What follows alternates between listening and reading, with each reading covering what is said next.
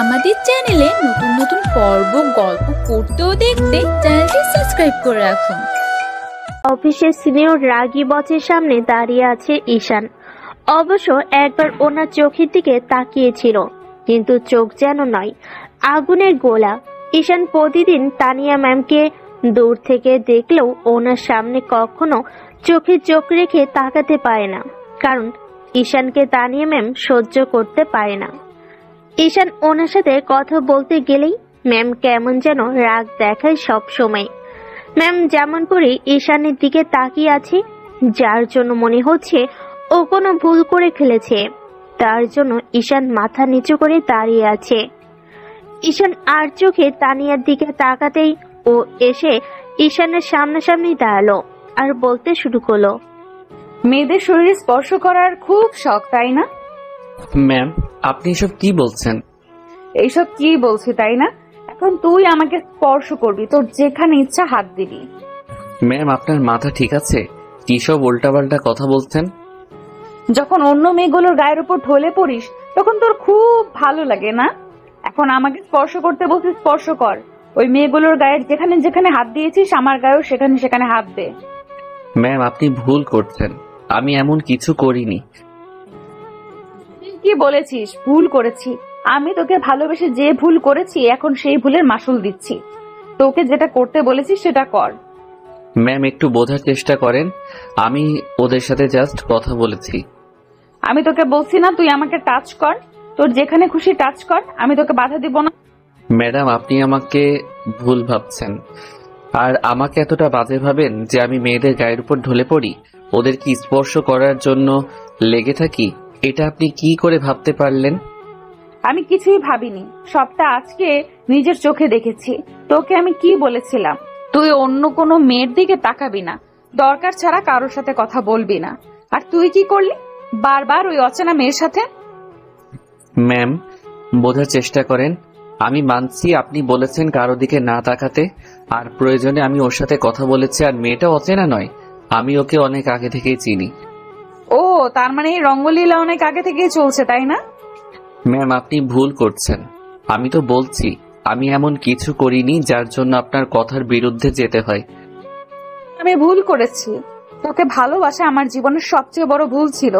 জীবনে কখনো কাউকে ভালোবাসিনি, কিন্তু তোকে বেসেছি, আর সেটাই হয়তো আমার জীবনের সবচেয়ে বড় ভুল।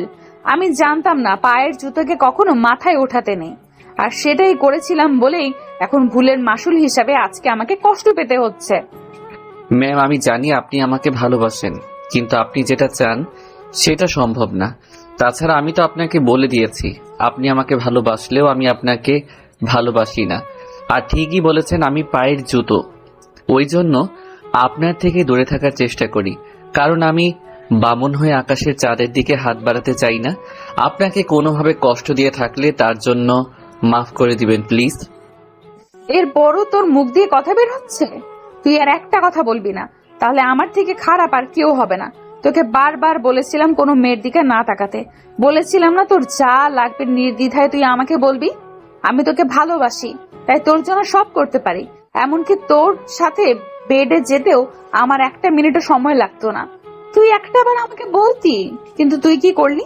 একটা বাইরের মেয়ের সাথে এমন একটা কাজ করলি যার জন্য আজকে তোর উপর থেকে সম্পূর্ণ বিশ্বাসটাই আমার উঠে গেছে। আমার বান্ধবীদের আমি বলতাম একটা সহজ সরল মনের একটা গরিব ছেলেকে ভালোবাসতে সে আমার বিশ্বাসটা কখনো ভাঙবে না, কিন্তু আজকে তুই এমন একটা কাজ করেছিস যার জন্য আমার সম্পূর্ণ বিশ্বাসটাকে ভেঙে গুড়িয়ে গেছে। আমার বান্ধবীরা ঠিকই বলতো, যার যেখানে যোগ্য জায়গা তাকে সেখানেই রাখতে হয়। যোগ্যতার চেয়ে বেশি কিছু পেয়ে গেলে মানুষ তার জায়গাকে ভুলে যায় আর উল্টোপাল্টা কাজ করতে শুরু করে, আর তুইও আজকে সেটাই করেছিস। ম্যাম, আপনি কিন্তু আমাকে মিথ্যা অপবাদ দিচ্ছেন। বলছি আমি এমন কিছু করিনি, তারপর আমার কথা কেন শুনতে চাইছেন না? আমি কি আপনাকে বলেছিলাম আপনি আমাকে ভালোবাসেন? আমি তো বলেছি আপনার আমার সম্পর্কটা হওয়া সম্ভব না। তারপরও সবটা জানার পরও আপনি আমাকে কেন ভালোবেসেছেন? আমি তো আপনার থেকে দূরে সরে থাকতে চাই, কিন্তু বারবার আপনি আমাকে নিজের কাছে টেনে নেন। আমি জানতাম একটা সময় আপনি আমাকে ভুল বুঝবেন, কারণ আমি গরিব। আমি যদি কোনো ভুল নাও করি, হয়তো আপনি উল্টাপাল্টা একটা কিছু দেখতে গেলে কখনো এমন করে আমাকে ভুল বুঝবেন। আর আজকে তেমনটাই হয়েছে, কারণ আমি সবার সাথে একটু ফ্রি মাইন্ডে কথা বলি, তো ওই জন্য আপনি ভেবেছেন আমি ওই মেয়েটার সাথে উল্টাপাল্টা কিছু একটা করেছি। দেখেন ম্যাম, আমি তেমন কিছু করিনি। তোদের মতো ছেলেকে আমার চিনতে আর বাকি নেই। তোদের যে মেয়েদের শরীরে স্পর্শ করে কতটা শখ সেটা আমার জানতে বাকি নেই। তোকে আমি বলেছিলাম না আমি তোকে সব দিতে রাজি আছি, তারপরেও তুই এমন একটা কাজ কেন করলি বল? ম্যাম, আপনি কিন্তু এবার বেশি বেশি বলে ফেলেছেন। আপনি আমার অফিসের বস বলে আমার সাথে এরকম বিহেভ করতে পারেন না, এমন ভাবে আমাকে একটা মিথ্যা অপবাদ দিতে পারেন না। হ্যাঁ, আমি আপনার থেকে সম্মানে অনেক ছোট, তাই বলে আপনি আমাকে এমন একটা মিথ্যা অপবাদ দিতে পারেন না। তোর মুখ দিয়ে আবারও কথা বের হচ্ছে? তোকে ভালোবাসাটা আমার জীবনের সবচেয়ে বড় ভুল ছিল। ছোট লোক কোথাকার, এত বড় একটা অন্যায় করে বলছিস তুই কিছু করিসনি। আসলে তোকে সহজ সরল দেখতে মনে হলেও তোর মনের ভেতর যে এত বাজে একটা চিন্তাধারা আছে সেটা আমি ভাবতেও পারিনি। ঈশান কথাটা বলে শেষ করার আগেই তানিয়া ওকে কষে একটা থাপ্পড় মেরে দিল। সাথে সাথে ঈশান মাথাটা নিচু করে নিল আর তানিয়া বলতে লাগলো, ছোট লোক কোথাকার, তোর এত বড় সাহস তুই আমার সামনে দাঁড়িয়ে উঁচু গলায় কথা বলিস? আমি তোর অফিসার বস, বসের সাথে কিভাবে কথা বলতে হয় তুই সেটা ভুলে গেছিস? ন্যূনতম কমন সেন্স তোর মধ্যে নেই? তোকে আর কতবার বোঝাতে হবে আমি তোকে ভালোবাসি, আমি তোর জন্য সব করতে পারি। আমি তোকে বলেছিলাম না আমার যা টাকা পয়সা আছে তোকে দিয়ে দেব? তারপরেও আমার শুধু তোর ভালোবাসাটা চাই। আর তুই কি করলি? একটা মেয়ের সাথে নিজের চাহিদা মেটানোর জন্য তাকে অফিসের মধ্যে কিস করলি। মেয়েদের শরীরে টাচ করার তোর অনেক ইচ্ছা, তাই না? আজকে তুই আমাকে যেভাবে খুশি ইচ্ছা টাচ কর, তারপরেও তুই অন্য মেয়েদের কাছে যাবি না। এই না, আমার শরীরটা এখন তোকে দিয়ে দিলাম, তোর যা ইচ্ছা কর। তানিয়া কথাটা বলেই বুকের উপর থেকে শাড়ির আঁচলটা ফেলে দিল। ঈশান মাথা নিচু করে আছে, ওর চোখ দিয়ে টপ টপ করে পানি পড়ে যাচ্ছে। তানিয়া ঈশানকে ভালোবাসে, ঈশান সেটা খুব ভালোভাবে অবগত, কিন্তু ঈশান নিজের অবস্থানের কথা ভেবে ওকে এত বেশি ভালোবাসার পরও ওর থেকে দূরে সরে থাকার চেষ্টা করে। আর আজকে সামনে একটা সিচুয়েশনকে তানিয়া উল্টাপাল্টা কিছু একটা ভেবে এমন ভাবে সিন ক্রিয়েট করবে ঈশান কখনো ভাবতে পারেনি। ঈশান চোখের পানিগুলো মুছে নিয়ে বলল, ম্যাম, আপনি ঠিকই বলেছেন। আমি একটা পুরুষ মানুষ, আমার শরীরের চাহিদাটা একটু বেশি, তাই নিজেকে কন্ট্রোল করতে পারিনি বলে ওই মেয়েটাকে কিস করেছি। আপনি ঠিকই ভেবেছেন। আপনি আমাকে কেমন ভালোবাসেন আজকে সেটার প্রমাণ পেয়ে গেছি। আমি জানতাম আপনি যেভাবে আমাকে সন্দেহ করেন, সব সময় ভয় থাকেন আর চোখে চোখে রাখেন আমি উল্টাপাল্টা কিছু করতে পারি, তাতে যে কোনো সময় এমন কিছু হতে পারে। আর আজকে সামান্য একটা বিষয়টাকে আপনি এতদূর গড়িয়ে দিলেন, আমার ভাবতে অবাক লাগছে। আপনি কি না বলেন আমাকে ভালোবাসেন, আর সে আপনি বারবার আমাকে এতটা নিচে নামাচ্ছেন। আমি নাকি শরীরের চাহিদা মেটানোর জন্য আপনাকে বললেই আপনি আমার সাথে বেডে যেতেন। আমার ভাবতেই ঘৃণা লাগছে যে আমি ভেবেছিলাম আপনি আমাকে ভালোবাসেন। নিজের অবস্থানের কথা ভেবেই আপনার থেকে দূরে সরে থাকার চেষ্টা করছিলাম। আপনি আমাকে এতটা নিচে নামাবেন জানতে পারলে আমি আর আপনার সামনে আসতাম না। কিন্তু কি করব বলুন, অনেক গরিব তো, তাই একটা চাকরি যে আমার কাছে অনেক কিছু। কারণ চাকরির জন্যই আমি এখনো সবার সামনে সোজা হয়ে দাঁড়িয়ে আছি। না হলে বৃদ্ধ মা বাবাকে নিয়ে কবে যে রাস্তায় গিয়ে নামতে হতো জানা ছিল না। আপনি সেই প্রথম দিন থেকে আমার উপর নজর রাখছেন। প্রথমে সন্দেহ করলেও একটা সময় অপমান করতে করতে এসে বলেছিলেন আপনি আমাকে ভালোবাসেন। তারপর বলতে আমি যেন অন্য কোনো মেয়ের সাথে কথা না বলি, তাদের দিকে না তাকাই। আমি সবটা মেনে নিয়েছিলাম। তারপর যখন ভাবতে শুরু করেছিলাম আপনি আমাকে ভালোবাসেন, তখনই আপনি সেটা প্রকাশ করেছিলেন। তারপর আমি আপনাকে একটু একটু করে নিয়ে ভাবতাম, কিন্তু ভালোবাসার মতো যোগ্যতা আমার নেই বলেই আপনার থেকে দূরে সরে থাকতাম। আর আজকে সামান্য একটা বিষয়টাকে আপনি এত বড় একটা পর্যায়ে নিয়ে দাঁড় করালেন, যার জন্য বাহবা দিতে হয় আপনার ভালোবাসাকে। ঠিকই বলেছেন, আমি একটা পুরুষ তো, আমার শরীরের উপর কন্ট্রোল থাকে না। ভুল করেছি ম্যাম, আপনাকে ভালোবাসতে পারিনি বলে, কারণ আমার সেই যোগ্যতা নেই। আজকের পর না আপনি আমার এই মুখটা কখনো দেখতে পাবেন না। ভয় পাবেন না, আমি আর আপনাকে ডিস্টার্ব করব না। আপনার সামনে এসব রজলীলা চালাবো না। ঈশান কথাটা বলে তানিয়ার কাছে গিয়ে তারপর ওর দিকে না তাকিয়ে ওর শাড়ির আঁচলটা গায়ে জড়িয়ে দিল। তারপর চোখের পানি ফেলতে ফেলতে রুম থেকে বেরিয়ে গেল। তানিয়ার কথাতেই হয়তো আপনারা এতক্ষণ বুঝে গেছেন ঈশান ওকে পছন্দ করত, কিন্তু নিজের অবস্থানের কথা ভেবে তানিয়ার দিকে এগোতে চায় না। আর তানিয়া আজকে উল্টাপাল্টা কিছু একটা ভেবে নিয়ে তারপর এমন ভাবে ওর সাথে সিনকেট করবে সেটা ভাবতেও পারেনি ঈশান। আর অফিসের বস তানিয়া যতটা রাগী তাতে ঈশান জানে সম্পর্ক হওয়া সম্ভব না, কিন্তু তানিয়া যে হুটহাট করে ওর প্রতি দুর্বল হয়ে পড়বে, ওকে ভালোবেসে ফেলবে, এটা ঈশানের জানা ছিল না। কিন্তু আজকে যে ম্যাডাম হুটহাট করে এমন কিছু একটা দেখবে আর এমন ভুল বুঝবে, এটা ঈশানের কল্পনার বাইরে ছিল। তো ঈশানের চোখ দিয়ে টপ টপ করে পানি পড়ছে। আর ও বেরিয়ে যেতেই এবার তানিয়া গিয়ে নিজের চেয়ারে বসে পড়ে আর ফুপিয়ে কান্না করে দিয়ে বলতে শুরু করে, জীবনে যাকে বেশি বিশ্বাস করেছি সেই আমাকে ঠকিয়েছে। আজকে দ্বিতীয়বার বুঝতে পারলাম যে মানুষ যতটা ভালোবাসা দেখায় ততটা ভালোবাসে না। তুমিও সেই একই কাজ করলে ঈশান। তোমাকে আর সবার মতো সহজ সরল ভেবেই ভালোবেসেছিলাম। কি ছিল না আমার? ওই মেয়েটার থেকে কি আমি দেখতে ভালো না? ওই কি খুব সুন্দর? আমার মধ্যে কি এমন নেই যার জন্য তুমি আমাকে ভালোবাসতে পারলে না? শেষ পর্যন্ত ওই মেয়েটার কাছে তোমাকে যেতে হলো। আজকের পর থেকে তুমি শুধু আমার রাগী চেহারাটাই দেখলে। আসলে মানুষ ঠিকই বলে, যার স্থান যেখানে থাকে সেখানেই রাখতে হয়, মাথায় তুলতে নেই। আজকে তুমি সেটাই করলে। অন্যদিকে ঈশান চোখের পানি ফেলতে ফেলতে তানিয়ার রুম থেকে বের হলো।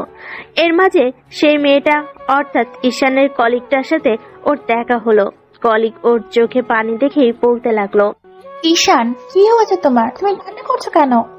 ম্যামকে দেখলাম উনি অনেক রেগে আছেন, নিশ্চয়ই কিছু একটা হয়েছে, তাই না? না না, কিছুই হয়নি। চোখে কি যেন পড়েছে, ওই জন্য এমন হয়েছে। আমি সব জানি। ম্যাম তোমাকে ভালোবাসে, আর তখন আমাদের ওইভাবে দেখে হয়তো উল্টাপাল্টা কিছু একটা ভেবেছে। আমি ম্যামকে বোঝাচ্ছি, তুমি প্লিজ কান্নাকাটি করো না। না না, কাউকে কিছু বোঝাতে হবে না। প্লিজ তুমি এই বিষয়ে ম্যামকে কিছু বলতে যেও না। ওনাকে শত বললেও উনি আর এখন বিশ্বাস করবে না। আমিও চাই না যে আমাকে এত বেশি অবিশ্বাস করে তাকে এসব বিশ্বাস করাতে। ঈশান নিজের কেবিনের দিকে চলে গেল আর লামিয়া তানিয়ার কেবিনের সামনে এসে পড়ল। লামিয়ার কথাতে তানিয়ার চোখ জোড়া মুছে নিয়ে বলতে লাগলো, ও তুমি আসো। লামিয়া গিয়ে তানিয়া ম্যামের সামনে দাঁড়ালো। খেয়াল করলো তানিয়া কান্না করে নিজের অবস্থা খারাপ করে ফেলেছে। তখনও বলতে লাগলো, ম্যাম আজকে আমি আপনাকে ঈশান তোমাকে পাঠিয়েছে তাই না? ওর নামে সাফাই করতে বলেছে।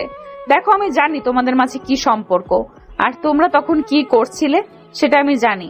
আমাকে এই বিষয়ে কিছু বোঝাতে এসো না। ম্যাম আপনি ভুল বুঝছেন, প্লিজ আমার কথাটা শুনুন। আমি কোনো ভুল বুঝছি না, আর আমি তোমার কাছ থেকে কোনো সাফাই শুনতে চাই না। তুমি এক্ষুনি এখান থেকে বেরিয়ে যাও, আর ওর বিষয়ে আমাকে কিচ্ছু কখনো বলতে আসবে না। ও কেমন আজকে আমার সেটা জানা হয়ে গেছে। ওর কাজই হচ্ছে মেয়েদের পেছনে ঘোরা আর তাদের সাথে এরকম ফষ্টি নষ্টি করে বেড়ানো। ম্যাম আপনি ভুল জানেন। তুমি আমার মুখের ওপর কথা বলো। আমি কিন্তু অফিসের বস, সেটাকে তুমি ভুলে যাচ্ছ? ম্যাম আপনার উপর দিয়ে কথা বলার জন্য সরি, তবে একটা কথা কি জানেন তো, আপনি আজকে থেকে ভুল বুঝে এভাবে কষ্ট দিলেন না, সেই মানুষটা আপনাকে খুব বেশি ভালোবাসতো।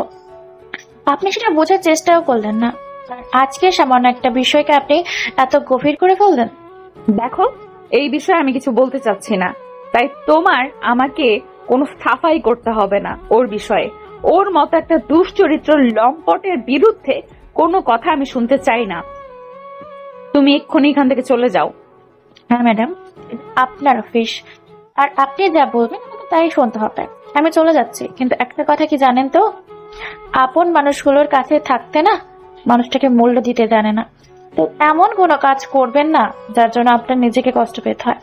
পরে সত্যটা জানতে পারলে কিন্তু অনেক বেশি পস্তাতে হবে আপনাকে। লামিয়া কথাগুলো বলে বেরিয়ে গেল। তানিয়া বুঝতে পারল না লামিয়া ওকে কি বোঝাতে চাইলো। অন্যদিকে লামিয়া ঈশানের কেবিনের সামনে আসতেই দেখলো ওর চোখ দিয়ে এখনো পানি পড়ছে। তখন লামিয়া এসে ওর কেবিনের সামনে দাঁড়িয়ে বলতে লাগলো, কত নিজেকে এভাবে কষ্ট দিবে? একবার তো বলতে পারতি ম্যামকে। আমি বলতে গেলাম, তাও ম্যাম আমার কোনো কথা শুনলো না, শুধু শুধু তখন আমাদেরকে দেখে উল্টাপাল্টা কিছু একটা ভেবে নিল। লামিয়া ফ্যাল ফ্যাল করে ঈশানের মুখের দিকে তাকিয়ে রইল। তখনও একটু হাসার চেষ্টা করে বলল, কি হলো যাও? তোমাকে যত দেখি তত বেশি অবাক হয়ে জানো।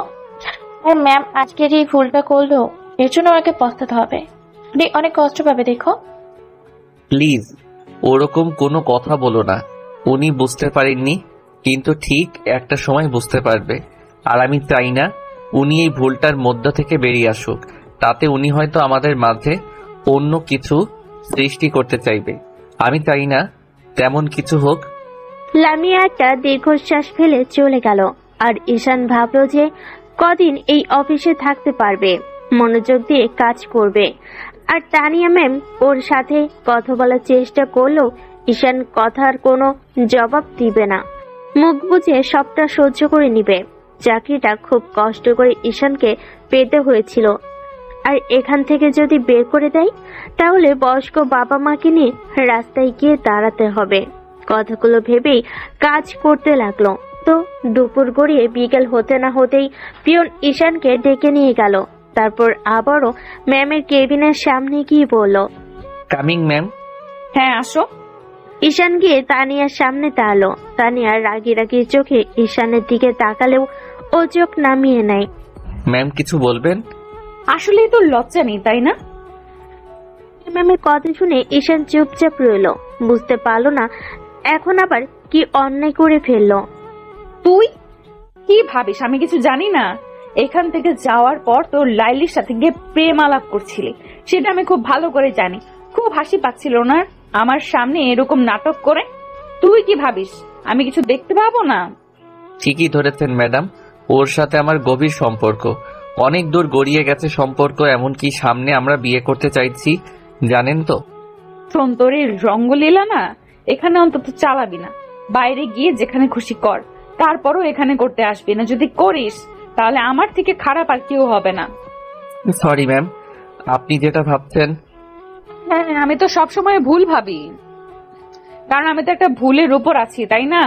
তোর মতো লম্পট দুশ্চরিত্রের মতো ভাবি না যে সব সময় মেয়েদের পেছনে পড়ে থাকতে হবে। কার শরীরে টাচ করতে পারলাম, কার গায়ে হাত দিতে পারি, এইটা নিয়ে চিন্তা ভাবনা করতে হবে। আমি তো তেমনটা ভাবি না, কারণ তোর মতো চিন্তা ভাবনা নিয়ে আমি চলি না। ঠিকই বলেছেন ম্যাম, আসলে ছেলে মানুষ তো নিজেকে কন্ট্রোল করতে পারি না, তাই নানা বাহানায় মেয়েদেরকে ছোঁয়ার ধান্দায় থাকি। আর আপনার ভয় করে না? আপনি আমাকে এভাবে একা রুমে ডেকে এনে কথা বলছেন, যদি আপনার কোনো ক্ষতি করে দেই? তোকে বলছি না আমার মুখে মুখে তর্ক করবি না। তোকে কি অফিস থেকে বের করে দিতে হবে? তাহলে সেটা বল। তোর কথাতেই আমি বুঝতে পারছি তোর এখানে কাজ করার ইচ্ছে নেই, তাই না? তুই কি ভেবেছিস এখান থেকে কি অন্য কোথাও চাকরিতে ঢুকে পড়বি? আমি তো সেই অবস্থা রাখবো না। তুই আমাকে চিনিস না, এইখান থেকে তোকে বের করে দিলে তোকে শেষ পর্যন্ত ভিক্ষা করে খেতে হবে। আমি তো এমন অবস্থা করতে পারি। আমি জানি ম্যাডাম, আপনি বড়লোক মানুষ, আপনার অনেক ক্ষমতা। আমার মতো সাধারণ মানুষ কি আপনার সাথে পেরে উঠবে বলেন? আমি চাই না চাকরিটা হারাতে। আপনি বলেন আমাকে কি করতে হবে? আমি ভুল করেছি, আপনার কথার জবাবগুলো দিয়ে এমনটা আর কখনো হবে না। মনে থাকে জানো কথাটা। আর শোন, এরপর যদি দেখি অফিসের মধ্যে এইসব রঙ্গলীলা চলছে, তাহলে আমার থেকে খারাপ আর কেউ হবে না। ঈশান মাথাটা নিচু করে রইল। তানিয়া আরো কিছুক্ষণ ওকে বকাঝকা করে তারপর এক গদ্য ফাইল ধরিয়ে দিয়ে বলতে লাগলো, আজকের মধ্যে এই ফাইলগুলো কমপ্লিট করবি, আর যদি না হয় তাহলে বাসায় যেতে পারবি না। ঈশান খেয়াল করে দেখলো 5টা ফাইল আছে, আর যে সময় আছে তাদের সর্বোচ্চ 1টা কি 2টা ফাইল কমপ্লিট করা যাবে, তাও অফিস টাইম পার হয়ে যাবে। এত কাজ দেখে ঈশান বলতে লাগলো, ম্যাম কিন্তু এই কাজগুলো করতে তো প্রায় 1.5 দিন সময় লাগবে। আর আপনি আমাকে জাস্ট শাট আপ। তোমাকে বলছি না আমার মুখের উপর তর্ক করবে না। তোমার সাহস কি করে হয় তুমি তারপরেও এরকম কথা বলতে শুরু করো? কিন্তু ম্যাম, এখন তো আর মাত্র 1.5 ঘন্টা সময় বাকি আছে অফিস টাইম। এর মধ্যে এতগুলো ফাইল কমপ্লিট করা সম্ভব না। আপনি আমাকে একদিন সময় দিন, আমি কথা দিচ্ছি সবগুলো ফাইল কমপ্লিট করে দিব। তার বেশি মরার পাকনা গজিয়েছে না? এই অফিস থেকে তোকে বের করতে হবে। আমি তো সেটাই বুঝতে পারছি। না হলে তুই আমার মুখে মুখে বারবার তর্ক করতি না। তোকে যেটা বলেছি সেটা কর। এইখানে কাজ করতে হলে মনোযোগ দিয়ে করতে হবে। যে সময়টা ওই মেয়েটার পেছনে দিস সেই সময়টা এই কাজগুলোর পেছনে দিলেই হয়ে যাবে। এখন কথা না বাড়িয়ে এখান থেকে যা। আর খবরদার, কাজ শেষ না হওয়া পর্যন্ত যদি অফিস থেকে যদি বের হয়েছিস তাহলে আমি তোর কি হাল করব নিজেও জানি না। ঈশান আর কোনো কথা না বলে একবার তানিয়ার মুখের দিকে তাকিয়ে তারপর ফাইলগুলো নিয়ে বেরিয়ে পড়ল। টেবিলে এসে তাড়াহুড়ো করে ফাইল খুলে কাজ করতে শুরু করলো। যেই ভাবা সেই কাজ। অফিস টাইম শেষ হওয়ার আগ পর্যন্ত একটা ফাইল শেষ তো হলো, আরেকটা ফাইলের কিছু অংশ দেখা হলো, কিন্তু মাঝে অফিসটা শেষ হয়ে গেল। তখন সবাই বেরিয়ে যেতে গেলে লামি এসে বলতে লাগলো, কি হলো, তুমি যাবে না? যেতে তো চেয়েছিলাম, কিন্তু রাগ করে ম্যাম আমাকে এতগুলো ফাইল ধরিয়ে দিল। তুমি যাও, আমি দেখি ফাইলটা শেষ করে তারপর অফিসের বসকে ফোন করে বাসায় চলে যাব। আচ্ছা ঠিক আছে, আমি চলে যেতে। লামিয়া বুঝতে পারছে ম্যাম আজকের এই ঘটনার পর থেকে ঈশানকে প্রচন্ড পরিমাণ ইগনোর আর অবহেলা করতে শুরু করবে, আর যখন খুশি যেখানে খুশি ওকে এভাবে কষ্ট দিতে থাকবে। ঈশান কাজ করতে লাগলো। 20 মিনিট পার হতেই বাসার নাম্বার থেকে ফোন আসলো। রিসিভ করতেই আম্মু বলতে লাগলো, বাবা কোথায় তুই? আম্মু, আমি তো অফিসে, কাজ এখনো শেষ হয়নি। কেন, কিছু হয়েছে? হ্যাঁ মানে আসলে আমার ওষুধগুলো শেষ হয়ে গেছে, সকালে তোকে বলতে ভুলে গিয়েছিলাম। তুই কি একটু এনে দিবি বাবা? হ্যাঁ আম্মু, এখনই নিয়ে আসছি। আমি আধা ঘন্টার মধ্যে বাসায় চলে আসছি। আম্মু ফোনটা রেখে দিতেই ঈশান আর দেরি না করে ফাইলগুলো রেখে তারপর কিছু একটা ভেবে অফিস থেকে বেরিয়ে গেল। ফার্মেসি থেকে আম্মুর ওষুধগুলো নিয়ে বাসায় ফিরতে ফিরতে রাত 8টা বেজে গেল। বাসায় এসে কলিং বেল দিতেই আম্মু গিয়ে দরজা খুলে দিল। ঈশান আম্মুর হাতে কিছু ফাইল আর কিছু ফল ধরিয়ে দিয়ে বলতে লাগলো, আম্মু, আব্বু কোথায়? আব্বুর শরীর ঠিক আছে তো? হ্যাঁ রে বাবা, ঠিক আছে। তোর আসতে এত দেরি হলো কেন? তোকে বলছি না অফিস শেষ করে তুই তাড়াতাড়ি বাসায় চলে আসবি? আমার তোকে নিয়ে সবসময় টেনশন হয়, তুই কেন বুঝতে পারিস না? আম্মু, আসতে তো চাই, কিন্তু কি করব বলো, আজকে অফিসে অনেক কাজের চাপ ছিল, তাই আর আসতে পারিনি। আম্মু ঈশানের হাত থেকে ব্যাগটা নিতে গেলে তখন ঈশান বলতে লাগলো, তোমাকে আর কষ্ট করতে হবে না, আমি রুমে যাচ্ছি ফ্রেশ হতে। তুমি খাবার দাও, আমার খুব খিদে পেয়েছে। নাকি রান্না হয়নি এখনো? হ্যাঁ হয়েছে। বাবা তোর খুব কষ্ট হয় না রে? আম্মু, এতে আবার কষ্ট কিসের? আব্বু আম্মুর জন্য কিছু করতে পারছি আর তোমাদের পাশে থাকতে পারছি, এটাই তো আমার কাছে অনেক। তোমরা তো আমার থেকে এটুকুই চেয়েছিলে, সারা জীবন আমার জন্য কষ্ট করে এসেছো। এখন আমি যদি তোমাদের জন্য এইটুকু না করতে পারি তাহলে কেমন ছেলে হলাম বলো? ঈশান একটু হাসার চেষ্টা করে রুমে চলে আসে। একটা দীর্ঘশ্বাস ফেলে তারপর ওয়াশরুমে গিয়ে একদম গোসল শেষ করে তারপর বের হয়। দেখে আম্মু রুমে এসে বসে আছে। তখন আম্মুকে নিয়ে খাবার টেবিলে যায়। খাবার খাওয়ার সময় আম্মু খেয়াল করলো ঈশানের মুখে কিছু একটা দাগ দেখা যাচ্ছে। তখন উনি বলতে লাগলো, কিরে বাবা, তোর মুখে ওই দাগটা কিসের? মনে হচ্ছে কেউ থাপ্পড় মেরেছে। কই না তো, আসলে আমি হয়তো নিজেই থাপ্পড় দিয়েছিলাম। সে আবার কেমন কথা? নিজেকে কেউ এইভাবে থাপ্পড় মারে নাকি? কি হয়েছে বলতো? এবার ঈশান আব্বুর দিকে তাকিয়ে দেখলো আব্বু কি যেন একটা ভাবছে। তখন ঈশান বলে, আপু, তোমার কি শরীর খারাপ? তুমি আমাকে বলতে পারো, না হলে আমি তোমাকে ডাক্তার দেখিয়ে নিয়ে আসবো। দেখো, এখন তোমরাই আমার সব। তোমাদের কোনো কষ্ট হলে আমার খারাপ লাগবে, সবটা আমাকে বলবে, কোনো বিষয়ে সংকোচ করবে না। না রে বাবা, আমার কোনো কষ্ট হচ্ছে না। তুই তো আগের সপ্তাহে ডাক্তার দেখিয়ে দিয়েছিস। এখন আমি ঠিক আছি। তোর আম্মুর শরীরটা বেশি ভালো যাচ্ছে না। তোমাকে তো বলেছি এত হাত পুড়িয়ে রান্না করতে হবে না, একটু রেস্ট নিলেই তো পারো। সব সময় বাসার কাজে এত কি ব্যস্ত থাকা লাগে বলো? আমি হাত পুড়িয়ে রান্না না করলে তুই খাবি কি করে? তাছাড়া এখনো তো বিয়েটা করলি না। সে কবে থেকে বলছি বিয়েটা করো, চাকরি পেয়েছিস 2-3 বছর হয়ে গেল, কিন্তু শোনো, আমার কথাটাই রাখছিস না। তোর আম্মু ঠিকই বলেছে। আমিও ভাবছিলাম তুই বাসায় আসলে আজকে এই কথাগুলো বলবো। তুই আমাদের কোনো কথাই রাখতে চাস না। কাজের ব্যস্ততা দেখিয়ে, বাহানা দেখিয়ে দূরে সরে রাখতে চাস। বলছি কি, বিয়ে কর বাবা। এখন তোর আম্মুর শরীরটা বেশি ভালো যাচ্ছে না। আব্বু, তোমাদের বলছি না এসব কথা কখনো বলবে না, তোমাদের কিছু হবে না। 1000 বছর আয়ু তোমাদের। এসব কথা কখনো বলবে না। আর আমাকে এত তাড়াতাড়ি বিয়ে করতে হবে কেন?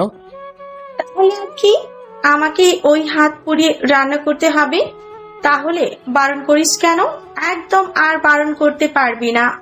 যতদিন তুই বিয়ে না করবি ততদিন কাজগুলো আমাকেই করতে হবে। তাই আর ভুলো আমাকে বারণ করবি না। এখন কথা না বলে চুপচাপ খা। আমার কথাতে ঈশান কোনো জবাব দিতে পারল না। খাওয়া দাওয়া শেষ করে রুমে আসলো। ঘুমাতে ইচ্ছে হলো, কারণ শরীরটা অনেকটাই ক্লান্ত। সারাদিন কাজের উপর দিয়ে যেতে হয়েছে, তার উপর ম্যামের এক গাদা কথা শুনতে হয়েছে। সব মিলে শরীর মন কোনোটাই যেন আর সায় দিচ্ছে না। ওরও ভাবলো ঘুমালে চলবে না, তাই সারা রাত জেগে রইল আর কাজ করতে লাগলো।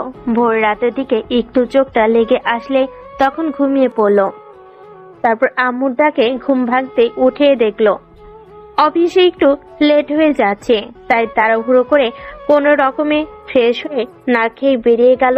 আম্মু বলল, কি রে বাবা, খাবি না? তুই এইভাবে বেরিয়ে যাচ্ছিস যে? আম্মু, এখন খেতে গেলে সর্বনাশ হয়ে যাবে। আমি ক্যান্টিন থেকে কিছু খেয়ে নিব, তোমরা খেয়ে নাও। আমি জানি তোমরা আমার জন্য অপেক্ষা করে বসে আছো। আর দেখো, তুমি বেশি টেনশন করো না আমার জন্য। আমি ঠিক সময় বাসায় ফিরে আসব। ঈশান কথাগুলো বলতে বলতে বাসা থেকে বেরিয়ে গেল। এবার আম্মু কিছু একটা ভেবে একটা দীর্ঘশ্বাস ফেলল। অফিসে পৌঁছাতে 10 মিনিট লেট হয়ে গেল। কেবিনে গিয়ে বসতেই পিয়ন এসে বলতে লাগলো, বাবা, তোমাকে ম্যাডাম রেখেছে। আচ্ছা চাচা, তুমি যাও, আমি আসতেছি। ম্যাডাম এক্ষুনি যেতে বললো, না গেলে রাগ করবে। ঈশান দীর্ঘ নিঃশ্বাস ফেলে ব্যাগটা রেখে তারপর আইডি কার্ডটা গলায় ঝুলিয়ে দিয়ে তানিয়া ম্যাডামের রুমের সামনে গিয়ে পড়ল। May I coming ma'am? হ্যাঁ, আসো, এসে আমাকে উদ্ধার করো। ম্যামের কথাতে ঈশান বুঝে গেল আজকে কপালে কষ্ট আছে, তাই গিয়ে ম্যাডামের সামনে দাঁড়ালো আর বলতে লাগলো, ম্যাম বলুন। এখন কয়টা বাজে? 9:15। আমি সেটা জানি। এই 15 মিনিট তুমি কোথায় ছিলে? ম্যাম, ঘুম থেকে উঠতে একটু লেট হয়ে গেছিল। Just shut up. তোমাকে আমি জিজ্ঞেস করিনি তুমি ঘুমিয়েছিলে নাকি অন্য কিছু করছিলে। তোমাকে আমি বলেছি না আমার মুখের ওপর কথা বলবে না। একে তো লেট করে আসছো, তার উপর কালকে যে কাজগুলো দিয়েছিলাম সেগুলো কমপ্লিট না করে অফিস থেকে বেরিয়ে গিয়েছো। আসলে ম্যাম। আবারও আমার মুখের ওপর কথা বলো? তোমার সাহস কি করে হয় অফিস থেকে বেরিয়ে যাওয়ার? তোমাকে বলেছিলাম তুমি কাজগুলো শেষ না হওয়া পর্যন্ত অফিস থেকে এক পাও নড়বে না। তোমার মনে হয় এই অফিসে কাজ করার ইচ্ছে নেই, তাই না? আমি আজকে আব্বুকে সবটা বলবো। আমি বুঝতে পারছি তোমার খুব পাকনা গজিয়েছে, তাই না? আমার মুখের উপর তর্ক করো, তার উপর আমি কাজ দিয়েছি সেগুলো করনি। আসলে তোমার লজ্জা শরম বলতে কিছুই নেই। লম্পট দুশ্চরিত্র ছেলে কোথাকার। বাইরে গিয়ে অন্য মেয়েগুলোর সাথে লটর পটর করতে পেরেছো। এখন কাজগুলো করতে তোমার খুব কষ্ট হয়েছে, তাই না? ম্যাম, আমি কোথাও যাইনি, আমি বাসায়। ঈশান কথাটা শেষ করার আগেই তানিয়া ম্যাম ঠাস করে একটা থাপ্পড় মেরে দিল। ঈশান জানে এটা ম্যাম ইচ্ছে করেই করেছে, ওর উপর রাগ করে। কালকের ওই বিষয়টা নিয়ে ম্যাম প্রচন্ড পরিমাণে রেগে আছে। তানিয়া এতটা রাগী ছিল না, কিন্তু কালকে বিষয়টা হওয়ার পর থেকেই বারবার ওর উপর রাগ দেখাচ্ছে। ঈশান কিছু বলে ওঠার আগেই তানিয়া ওর শার্টের কলার ধরে খুব শক্ত কণ্ঠে বলতে লাগলো, আমার মুখের উপর দিয়ে তুই আর কথা বলবি না। তোকে বলছি না, এরপর আর একটা কথা যদি তোর মুখ দিয়ে বের হয় না, লাথি মেরে অফিস থেকে বের করে দিব। তোকে বলছি তুই কথা বলবি না। আমি যখন কথা বলি তার মধ্যে বাধা দিবি না। তুই তারপরও সেটাই করিস। তোকে অফিসের কাজ করে যেতে বলেছি, আর তুই কেনা শেষ পর্যন্ত আমার কথা অমান্য করে চলে গেছিস। এখন তোর কাজগুলো কে করবে? তোর বাবা। ম্যামের কথাতে ঈশানের মাথাটা গরম হয়ে গেল। তারপর তানিয়াকে থাপ্পড় মারার জন্য হাত উঠাতে গিয়েও উঠালো না। না হলে আজকে বুঝিয়ে দিত যে এরকম একটা কথা বলার ফল কি হতে পারে। ঈশান কলাটা ছাড়িয়ে নিয়ে তারপর তানিয়ার কেবিন থেকে বেরিয়ে গেল। তানিয়া নিজের কেবিনে থেকে ফাইলগুলো এনে অনুমতি না নিয়ে আবার তানিয়ার কেবিনে ঢুকে ওর টেবিলের উপর ফাইলগুলো রাখলো। ঈশান কিছু বলার আগে তানিয়া বলে উঠল, তোর সাহস কি করে হয় তুই আমাকে ইগনোর করে চলে যাস? তার উপর আমার অনুমতি ছাড়াই আমার কেবিনে ঢুকিস? ম্যাম, আপনি কিন্তু আপনার লিমিট ক্রস করে যাচ্ছেন। তোর সাহস কি করে হয় আবারও আমার মুখের উপর কথা বলিস?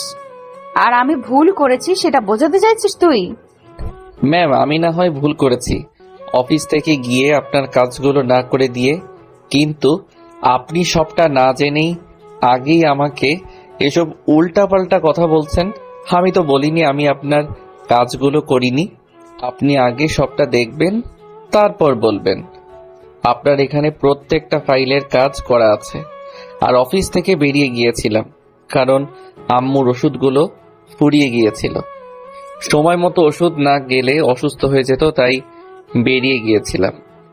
এরপরও যদি আপনার ইচ্ছা হয় যে আপনি আমাকে অফিস থেকে বের করে দিবেন তো দিতে পারেন। আমার আর কোনো কিছু বলার নেই। কথাগুলো বলে ঈশান মাথা নিচু করে রইল।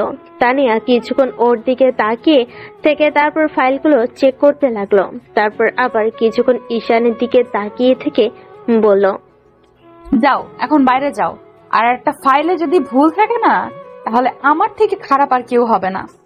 ঈশান কোনো কথা না বলে অফিস থেকে বেরিয়ে গেল। তারপর কেবিনে গিয়ে চেয়ারটায় বসে একটা দীর্ঘশ্বাস ফেলল। এর মাঝে লামিয়ে আসতে তখন ঈশান সিসিটিভির দিকে একবার তাকিয়ে একটা মুচকি হাসি দিয়ে বলল, যতবার তুমি আমার কাছে আসবে ম্যাম, ততবার ভাববে আমি তোমার সাথে প্রেম করছি। আচ্ছা ঠিক আছে, আমি চলে যাচ্ছি। লামিয়া চলে যেতে ঈশান কাজ করতে লাগলো। দুপুর টাইমে তানিয়া খেয়াল করলো লামিয়া বারবার ঈশানের কেবিনের দিকে ঘোরাঘুরি করছে। এমন কিছু দেখে তানিয়া প্রচন্ড পরিমাণে রেগে গেল আর সাথে সাথে ঈশানকে ফোন দিল। তারপর ঈশানও ম্যামের কেবিনে গিয়ে মাথাটা নিচু করে দাঁড়ালো। তখন তানিয়া বলতে লাগলো, এত ভদ্রতা শিখলে কোথা থেকে? ম্যাম, আব্বু আম্মু শিখিয়েছিল সিনিয়র কারো কাছে আসলে অনুমতি নিয়ে আসতে হয়, তাই অনুমতি নিয়ে ঢুকলাম। এতেও কি দোষ হয়ে গেছে? এত বেশি কথা বলো কেন? হ্যাঁ, সরি ম্যাম। ওই দিনের পর তানিয়া যতবারই দেখে লামিয়া ওর সাথে কথা বলছে ততবারই ওর রাগটা যেন বেড়ে যায়। লামিয়া ভাবলো ঈশানকে আরেকটু শাস্তি দেওয়া যাক, তাই বেশ কিছুক্ষণ ওর দিকে তাকিয়ে রইল। ঈশানের বেশ অস্বস্তি লাগছিল তানিয়ার এরকম চাহনিতে, তাই বলতে লাগলো, ম্যাম, যদি কোনো কাজ করার থাকে তাহলে বলেন, আমি করে দিচ্ছি। তাও প্লিজ এভাবে আমার দিকে তাকিয়ে থাকবেন না, আমার অস্বস্তি লাগছে। তোমার সাহস হয় কি করে আমার সামনে এমন কথা বলার? তোমাকে বলেছি না আমি যা করতে বলবো তুমি সেটাই করবে। আর বলবো না ম্যাম। তানিয়া ভাবছিল ঈশানকে কি করে শাস্তি দেওয়া যায়। এর মাঝে ওর ফোনটা বেজে উঠল। তারপর ফোনটা রিসিভ করে কথা বলতে লাগলো। তানিয়া ম্যামের কথাতে ঈশান বুঝতে পারলো একটু পর হয়তো একটা মিটিং এ অ্যাটেন্ড করতে হবে। তানিয়া ফোনটা কেটে দিয়ে বলতে লাগলো, শোনো, একটু পর একটা মিটিং অ্যাটেন্ড করতে হবে। এখনই সব ফাইল রেডি করো আর সবাইকে তৈরি হতে বলো। দুপুরের লাঞ্চটা করে আমরা বেরোবো। ম্যাম, কে কে যাবে? কে কে যাবে? তোর লামিয়া, আমি, তুই আর ম্যানেজার। ম্যাম, লামিয়া আবার আমার হলো কবে থেকে?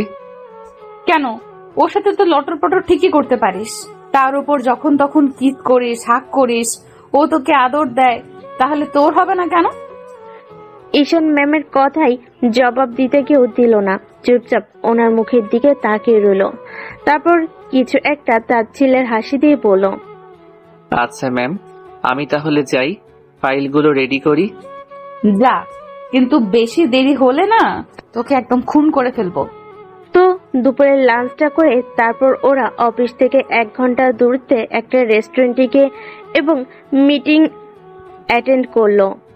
সেখানে প্রায় 2 ঘন্টার মধ্যে ঈশান খেয়াল করেছে ম্যাম রাগী চোখে বারবার ওর দিকে তাকিয়েছিল, কারণ ঈশান যতবারই অফিসের মেয়ে কলিগগুলোর সাথে হেসে হেসে কথা বলছিল, তার জন্য তানিয়া আরো বেশি রেগে যাচ্ছিল।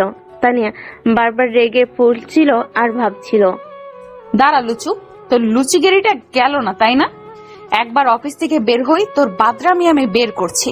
লটর পটর পীড়িত করার না, মেয়েদের দেখলেই তাদের গায়ের উপর ঢলে পড়তে ইচ্ছে করে। মিটিংটা শেষ হতে দে। নেহাত এখানে কয়েকজন সম্মানিত ব্যক্তি আছে, তাই তোকে কিছু বলতে পারছি না, নয়তো তোকে দেখিয়ে দিতাম মেয়েদের সাথে এরকম উল্টাপাল্টা কাজ করার কি পরিণাম হতে পারে। মিটিংটা শেষ করতে করতে বিকেল 4টে বেজে গেল। এর মাঝে মিটিং শেষ হতেই ডিলটা কনফার্ম হতেই সবার সাথে হ্যান্ডশেক করতে লাগলো। ফর্মালিটি পূর্ণর জন্য ঈশানও মেয়ে কলিগুলোর সাথে হ্যান্ডশেক করতে লাগলো হেসে। এমন কিছু দেখে তানিয়া যেন রেগে ফায়ার হয়ে গেল। ও এসব সহ্য করতে না পেরে তাড়াহুড়ো করে সেখান থেকে বেরিয়ে গেল। লামিয়া বুঝতে পারলো ম্যাম কিসের জন্য রেগে গেছে। তো ঈশান সব ফাইলগুলো গুছিয়ে নিয়ে তারপর রেস্টুরেন্টের বাইরে আসতেই দেখলো সবাই গাড়িতে উঠে গেছে। তারপর ঈশান যখনই গাড়িতে উঠতে যাবে তখনই তানিয়া ম্যাম বলতে লাগলো, একদম গাড়িতে উঠবি না, ফাইলগুলো রেখে তুই গাড়ির পেছনে পেছনে আসবি। আচ্ছা ঠিক আছে, আমি একটা রিক্সা নিয়ে চলে আসছি। একদম বলছি না তুই আমার কথার অবাধ্য হবি না? তোকে বলছি আমার পেছনে পেছনে আসতে, তার মানে এই না যে তোকে অন্য গাড়ি নিয়ে আসতে বলেছি। তুই আমার গাড়ির পেছনে দৌড়াতে দৌড়াতে আসবি। না না, তোকে পেছনে রাখলে আবার কোনো মেয়ের সাথে লটর পটর করতে শুরু করবি, তার ঠিক নেই। তুই গাড়ির সামনে যাবি, আমি তোকে দেখে দেখে রাখবো। তুই দৌড়ে যাবি আর আমি তোর পেছনে পেছনে গাড়ি চালিয়ে আসবো। ম্যামের এইরকম কথাতে ঈশান প্রচন্ড পরিমাণে অবাক হয়ে গেল আর অসহায় দৃষ্টিতে ওনার দিকে তাকিয়ে রইল। এটাই হয়তো বাকি ছিল। লামিয়া কিছু বলতে যাবে তার আগে ঈশান বুঝতে পেরে ওকে ইশারায় থামিয়ে দিল। তখন ম্যাম আবার বলল, প্রেমটা বাসায় গিয়ে করিস, এখন চোখে চোখে কথা না বলে যেটা বলেছিস সেটা কর। আর যদি একটু লেট হয় না আমার থেকে আগে অফিসে পৌঁছাতে, তাহলে তোর খবর আছে। তো তানিয়া ঈশানকে রাগী ভাবে কথাগুলো বলতেই ঈশান কোনো উপায় না পেয়ে ম্যামের গাড়ির সামনে দৌড়াতে লাগলো। তারপর কয়েক মিনিট দৌড়াতে দৌড়াতে পুরো হাঁপিয়ে যাচ্ছিল। তারপর তানিয়া যখনই গাড়ির হর্ন বাজাচ্ছিল আর জানালার গ্লাস নামিয়ে কথাগুলো রাগী কণ্ঠে বলছিল, তখন ঈশানও কোনো উপায় না পেয়ে দৌড়াচ্ছিল। লামিয়ার এমন কিছু দেখে প্রচন্ড পরিমাণে খারাপ লাগছিল। এমন কেউ নেই যে ম্যাডামের দিকে এরকম অবাক হয়ে তাকিয়েছিল না। ঈশানের দৌড়ের গতিটা যখনই কমে যাচ্ছিল তখন ও প্রাণপণে ছুটছিল। একটা সময় হাঁপিয়ে যাচ্ছিল। তখন তানিয়া ওকে দৌড়াতে বলছিল, আর যখনই থামছিল তানিয়া গাড়ি থেকে নেমে এসে ওকে কয়েকটা থাপ্পড় বসিয়ে দিচ্ছিল। ঈশান ওনার এরকম কর্মকাণ্ড অবাক হয়ে যাচ্ছিল আর বলছিল, আরেকবার যদি থামিস না তাহলে কিন্তু গাড়ি দিয়ে পিষে দেব। দৌড়ে একদম অফিসের সামনে গিয়ে থামবি, তারপর আমার গাড়ির দরজা খুলে দিবি, না হলে কিন্তু তোর খবর আছে। ঈশানের ইচ্ছে করছে চিৎকার করে কান্না করতে, বলতে ইচ্ছে হচ্ছিল এ কেমন শাস্তি। তারপর কিছু বলতে পারলো না। চাকরিটা বাঁচাতে হবে তাই দৌড়াতে লাগলো, কিন্তু শরীর যেন আর সাই দিচ্ছিল না। 1 ঘন্টা দৌড়ানো কি সম্ভব? পুরো 1 ঘন্টা দৌড়ানো কি করে সম্ভব? তাই মাঝের রাস্তায় একটু হাঁপিয়ে যেতেই তানিয়া প্রচন্ড পরিমাণে রেগে গেল। আর রেগে গিয়ে হুট করে ঈশানকে গাড়ি দিয়ে ধাক্কা মেরে দেয়। সাথে সাথে ঈশান টাল সামলাতে না পেরে গিয়ে সামনে একটা গাড়ির সাথে ধাক্কা খায়। আর এত জোরে ওর কপালটা গিয়ে গাড়ির সাথে লাগে, যার জন্য কপালটা কেটে রক্ত পড়তে শুরু করে। এমন কিছু দেখে সবাই গাড়ি থামিয়ে দিয়ে তাড়াহুড়ো করে নেমে আসে। তানিয়া যেন এখনো রাগটা মেটেনি, তাই গাড়িতে বসে বসেই রাগে ফুলছিল। এর মাঝে লামিয়া দৌড়ে আসে, তারপর ঈশানকে ধরে ওঠালো। দেখলো ওর অবস্থা বেহাল দশা, কপাল থেকে অনবরত রক্ত গড়িয়ে যাচ্ছে। এমন কিছু দেখে লামিয়ার বলতে ইচ্ছে করছিল, উনি মানুষ নাকি অন্য কিছু। এবার ওকে থামিয়ে বলতে লাগলো, প্লিজ লামিয়া, কিছু বলার দরকার নেই, এটা হয়তো আমার কপালে ছিল। তুমি আমাকে একটু ধরে তোলো, আমি এমনিতেই ঠিক আছি। প্লিজ এখন কোনো কথা বলো না, আমার সাথে হসপিটালে চলো, তোমার অবস্থা খুব খারাপ। না না, এমনিতেই ঠিক আছি, শুধু একটু ধাক্কা লেগেছে, টাল সামলাতে পারিনি, তাই গাড়ির সাথে লেগে কেটে গেছে। এটা কি শুধু বলছো? এত জোরে ধাক্কা লেগেছে, পায়ের কোথাও ব্যথা পেয়েছো? হাত পা ঠিক আছে তোমার? আরে বাবা না, তেমন কিছু হয়নি, এটা আমার অভ্যাস আছে, ছোটবেলা থেকে এমন করে বড় হয়ে এসেছি, তাই এসব নিয়ে আমি ভাবি না। তুমি টেনশন করো না তো, আমি সবটা ম্যানেজ করে নিব। নিয়ে তারপরও গাড়ি থেকে নেমে আসলো। যখন অফিসে কিছু কলিগ এসে ঈশানকে ধরে জোরপূর্বক হসপিটালে নিয়ে গেল, নিয়ে সেখান থেকে সরাসরি অফিসে চলে গেল। তারপর কেবিনে গিয়ে বসতে ওর গিল্টি ফিল হতে লাগলো যে হুটহাট করে ঈশানের সাথে এরকম একটা ব্যবহার করাটা ঠিক হয়নি, কিন্তু ও নিজের রাগটাকে কন্ট্রোল করতে পারছিল না। তারপর টর্চার করতে থাকতো। আর যখন থেকে দেখেছে ঈশানকে অন্য মেয়ের সাথে এরকম কিছু করতে, তখন থেকে ও ঈশানকে কারোর সাথে সহ্য করতে পারে না, যার জন্য সবসময় ওকে এরকম শাস্তি দেওয়ার জন্য একের পর এক কাজ করাতেই থাকে। বেশ কিছুক্ষণ তানিয়া ভাবতে লাগলো কি একটা কাজ করে ফেলেছে। তখন ওর মনে হতে লাগলো, না না, আমি এটা কি করলাম? যে মানুষটাকে এত বেশি বিশ্বাস করতাম, ভালোবাসতাম, তাকে কিনা এমন করে কষ্ট দিলাম। ছি ছি, এটা আমি কি করে করতে পারলাম? ও তো না বুঝে এরকমটা করেছে, আর আমি কিনা ওর উপরে এমন করে প্রতিশোধ নিলাম। যখন থেকে কথাগুলো ভাবছে ওর প্রচন্ড পরিমাণে খারাপ লাগছে। ইচ্ছে করছে ঈশানকে বুকের সাথে জড়িয়ে ধরে বলতে ও ভুল করে ফেলেছে, কিন্তু কিন্তু কি একটা অন্যায় করেছে সেটা হয়তো পরে বুঝতে পারবে। অন্যদিকে ঈশানকে 2 ঘন্টা হসপিটালে রাখার পর তারপর রিলিজ করে দেয়। তখন ঈশান অফিসে গিয়ে ব্যাগটা নিয়ে যখন অফিস থেকে বের হতে যাবে, তখনই লামিয়া বলতে শুরু করে, ঈশান, অনেক মুখ বুঝে সহ্য করেছো, এর জবাব তোমাকে দেওয়া উচিত। তুমি এখন চুপ করে থাকবে? দেখো, আমাদের মতো মানুষের জবাব দেওয়ার মতো ইচ্ছা থাকলেও সেটা দিতে নেই, জানো তো, কারণ সবার মুখে সব কথা মানায় না। এটা হয়তো হবারই ছিল, না হলে অনেকে এত ভালোবাসার পরও যেখানে বোঝাতে পারিনি সেখানে উনি নাকি আমাকে ভালোবাসলে মানুষ মানুষের সাথে এরকম টর্চার করতে পারে বলো? উনি তো আমাকে ভুল বুঝেছে, যার জন্য এরকমটা করেছে। ওনাকে বোঝাতে হবে, আমি বলছি না অন্যকে কোনো শাস্তি দিতে, কিন্তু ওনাকে তো বোঝাতে হবে উনি ভুল করেছে। প্লিজ আমার সাথে চলো। আর উনি তোমাকে ভালোবাসে, সেদিন আমাদের ওইভাবে ভুলভাল দেখে রাগ করেছে, যেহেতু এমন করছে। দেখেছো তো আমার কপালে কি ভালোবাসা জুটেছে, আর ভালোবাসাটা যদি এমন হতে পারে তাহলে ইগনোরটা কতটা কষ্টের হতে পারে সেটা আমি শুধু ভেবে ফেলেছি। তুমি টেনশন করো না, আমি ঠিক আছি, আর কিছু বলতে হবে না। উনি আমাকে শাস্তি দিতে চাইছে তো যত পারো শাস্তি দিক, তারপর আমি সবটা মাথা পেতে নেব। এর মাঝে তানিয়া ঈশানকে সরি বলার জন্য ওর ক্যাবিন থেকে বেরিয়ে আসে। আর এসে ওদেরকে এভাবে কথা বলতে দেখে উল্টো আরো রেগে যায় আর বলতে শুরু করে, তোদের সাহস কি করে হয় এরপরও লটর পটর প্রেম করতে? আর তোকে এত শাস্তি দেওয়ার পরেও তুই এইভাবে লুচিগিরি করে বেড়াচ্ছিস, তাহলে তোর চরিত্রটাই খারাপ। না হলে এইভাবে মেয়েদের সাথে লটর পটর প্রেম করতে পারতি না। ঈশান অসহায়ভাবে তানিয়ার দিকে তাকিয়ে আছে, আর লামিয়া ওর দিকে বিশ্বাসের দৃষ্টিতে তাকিয়ে আছে। ও ভেবেছিল হয়তো তানিয়া সরি বলার জন্য এসেছে, কারণ ওর চেহারা দেখে তেমনটাই মনে হয়েছিল। কিন্তু হুটহাট করে যে আবহাওয়ার মতো চেহারাটাও এভাবে পাল্টে ফেলবে সেটা জানা ছিল না। এবার লামিয়া বলতে শুরু করলো, ম্যাম, আপনার ব্যবহার দেখে আমি অবাক হয়ে যাচ্ছি। একটা মানুষের সাথে এরকম ব্যবহার করতে পারে বলে তো আমি মনে হয় জানি না।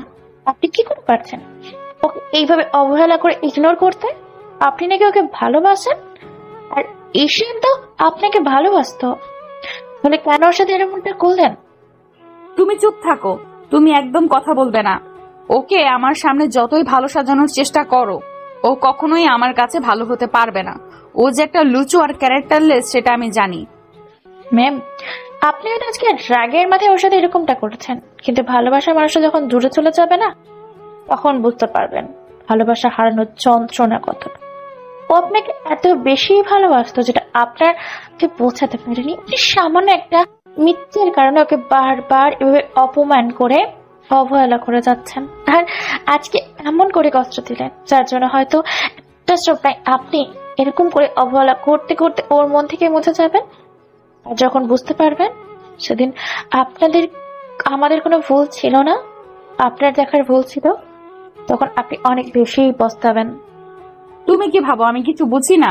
আমার চোখের আড়ালে তোমরা কি কি করো আর না করো সেটা আমি সবই দেখি। আর তোমরা যদি ভেবে থাকো আমি ভুল দেখেছি আর আমাকে এসব ভুলভাল বুঝিয়ে দেবে, তাহলে সেটা তোমাদের ভুল ধারণা। দেখো, এইসব কথা আমাকে আর কখনো বলতে আসবে না। আমি যেটা দেখেছি সেটা সত্যি সত্যি দেখেছি, আমাকে কিছু বোঝাতে হবে না। আর তুই অফিসের মধ্যে যদি আর একবার এসব করতে শুরু করিস না, তাহলে লাথি মেরে তোকে অফিস থেকে বের করে দেব। আজ হলেও আমার চাকরিটা থাকবে না, কাল হলেও থাকবে না।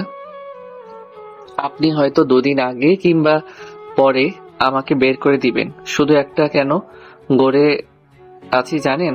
এই চাকরিটা অনেক কষ্টে পেয়েছিলাম। এটা চলে গেলে আব্বু আম্মুকে নিয়ে রাস্তায় নামতে হবে। বয়স্ক বাবা মার দায়িত্ব আমার, ওই জন্য আর ছেড়ে যেতে পারি না।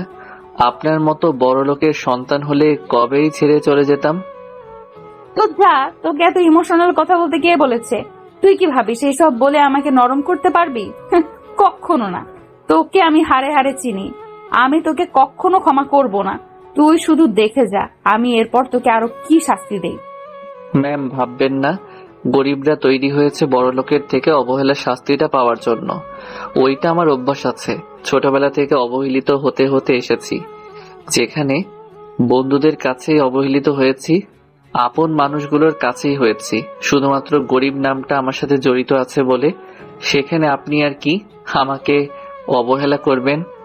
শোন, আমার সামনে ন্যাকামি করার চেষ্টা করবি না, আর যদি করিস তাহলে লাথি মেরে অফিস থেকে বের করে দিব।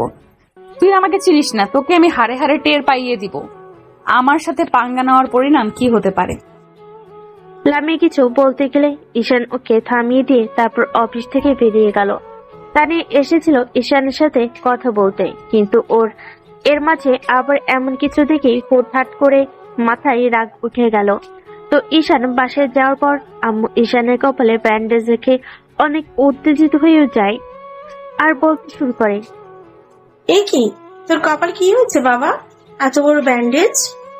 আম্মু, তুমি উত্তেজিত হয়েও না তো, তেমন কিছু হয়নি, এই একটু লেগেছে আর কি। একটু লেগেছে? একটু লাগলে এত বড় ব্যান্ডেজ করতে হয়? আমার মনে হচ্ছে কেউ তোকে মেরেছে। বাবা বল, আমাকে কি হয়েছে? আরে আম্মু, তুমি এত উত্তেজিত হচ্ছ কেন? কে আবার মারতে যাবে? তুমিও না, এত ভয় পাও কেন সবসময় আমাকে নিয়ে? ঈশান কথাগুলো শেষ করতে পারল না। আম্মু এসে ওর মুখের পাশে হাত দিয়ে কান্না করে দিয়ে বলতে লাগলো, একমাত্র ছেলে, এরকম কিছু হলে তোমার ভয় লাগবে না বল? তুই ছাড়া আমাদের কে আছে বল? আর তুই বলছিস কিছু হয়নি, আমাকে বল কি হয়েছে? ঈশান ভাবতে লাগলো এখন কি বলবেন। যদি বলে দেয় অফিসের এই অবস্থা করেছে, তাহলে বলবে চাকরিটা ছেড়ে দিতে, আর সবটা জানতে চাইবে। আর ঈশান আম্মুকে না বলেই থাকতে পারবে না। তাই ঈশান কথাগুলো ঘুরানোর জন্য বলতে লাগলো, না মানে আসলে ওই একটা গাড়ির সাথে একটু ধাক্কা লেগেছিল আসার সময়, তখন এরকমটা হয়েছে। টেনশন করো না, তেমন কিছু হয়নি। তো বড় একটা ব্যান্ডেজ আর তুই বলছিস কিছু হয়নি? তোর অনেক কষ্ট হয়েছে তাই না রে বাবা? আম্মু আধা ঘন্টা যাবৎ কান্নাকাটি করলো। তারপর ঈশান অনেক বুঝে আম্মুর কান্নাটা থামাতে পারলো। আম্মুকে ধরে নিয়ে গিয়ে রুমে বসিয়ে দিল। আম্মুর এরকম কর্মকাণ্ডে ঈশান অবাক হয়ে যাচ্ছে। তার উপর বারবার ভাবছে যে ওর যদি কিছু হয় তাহলে হয়তো আপু আম্মু বেঁচে থেকে মরে যাবে। আর তানিয়া ম্যাম যা শুরু করেছে, যে কোনো সময় ওর যে কোনো ক্ষতি করে দিতে পারে, কারণ আজকে যে কাজটা করেছিল অন্যদিন ওকে এরকম শাস্তি দেওয়ার জন্য উঠে পড়ে লাগবে না, তার কোনো ঠিক ঠিকানা নেই। ঈশান ভাবছে কি করবে। আব্বু এসে ওর এই অবস্থা দেখে বারবার জিজ্ঞেস করতে লাগলো। রাত অনেকক্ষণ যাবৎ ঈশানের পাশে বসে রইল। তখনও বলতে লাগলো, আম্মু অনেক রাত হয়েছে, এখন যাও গিয়ে শুয়ে পড়ো, আমারও ঘুম পাচ্ছে। আমার ছেলের এই অবস্থা আর আমি কি ঘুমাবো? তুই কি করে ভাবলি এমনটা? তুই তো আব্বু আম্মু হোসনি এখনো, তাহলে বুঝবি কি করে যে আমার তোকে নিয়ে কতটা টেনশন হয়? বললাম তো আমার কিছুই হয়নি, সামান্য একটু লেগেছে। আর তার জন্য আজ 2-3টা ঘন্টা যাবৎ কান্না করে চলেছে। এখন যাও রুমে গিয়ে শুয়ে পড়ো, অনেক রাত হয়েছে। তোমার আবার শরীর খারাপ করবে।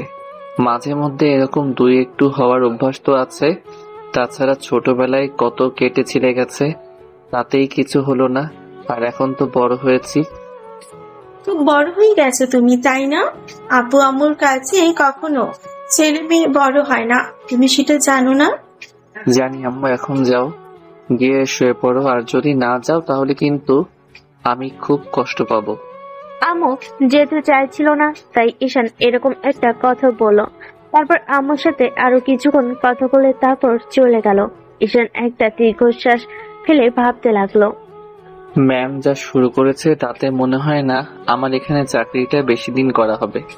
তারপর উনি যে এমন করে আজকে গাড়ি দিয়ে ধাক্কা মারলো, যদি আল্লাহ না করুক গাড়িটা নিচে পড়তাম তাহলে আর দেখতে হতো না।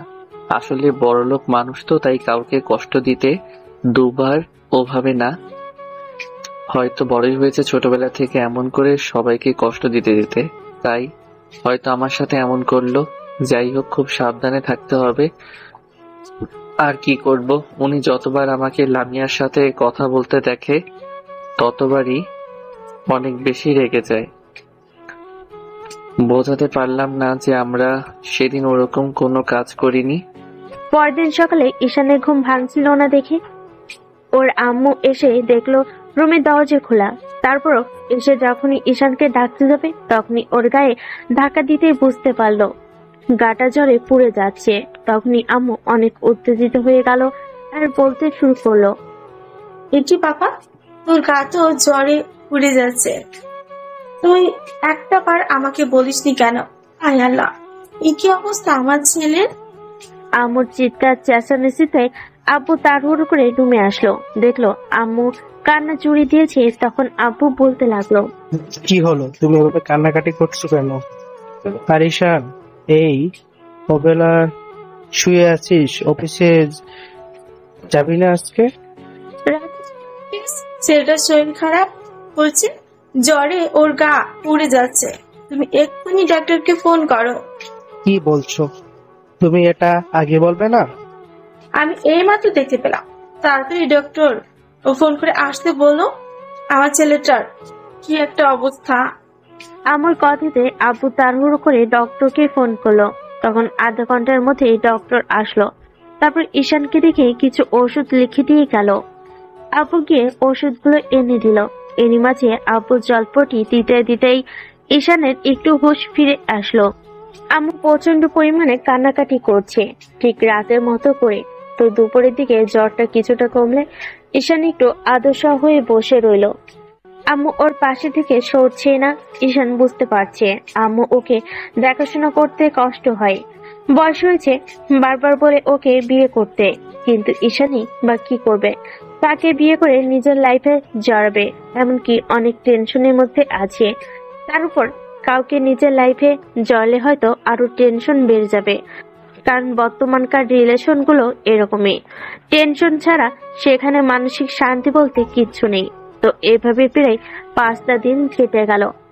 এর মাঝে ঈশান আর অফিসে যেতে পারেনি, কারণ 5 দিন ঈশানের প্রচন্ড পরিমাণে জ্বর ছিল।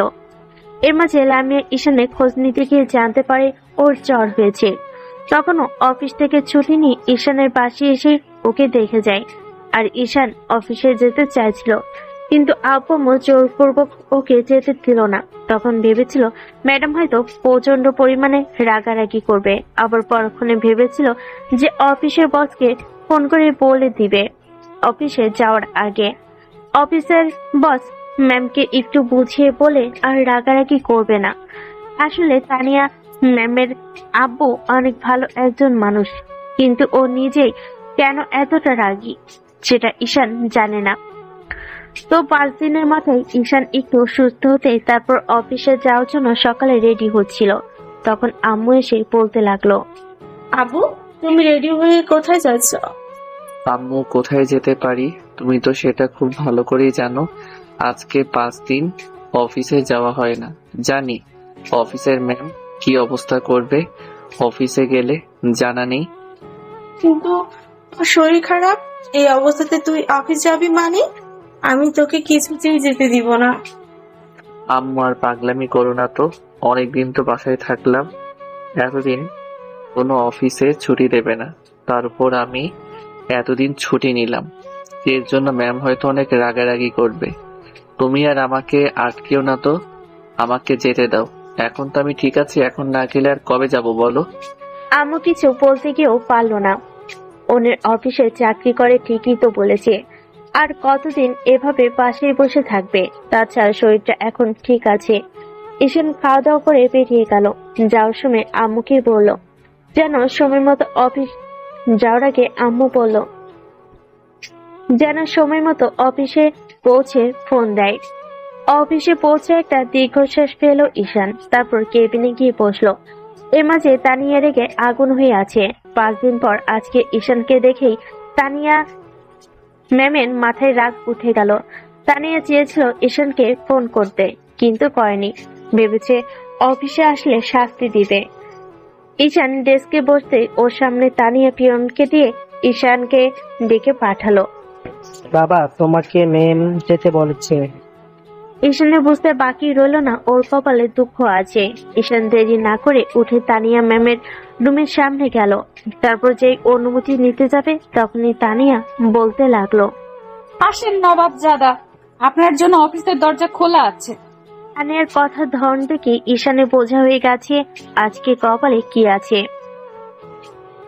ও গিয়ে তানিয়ার সামনে দাঁড়ালো। তানিয়া উঠে এসে ওর মুখোমুখি দাঁড়ালো।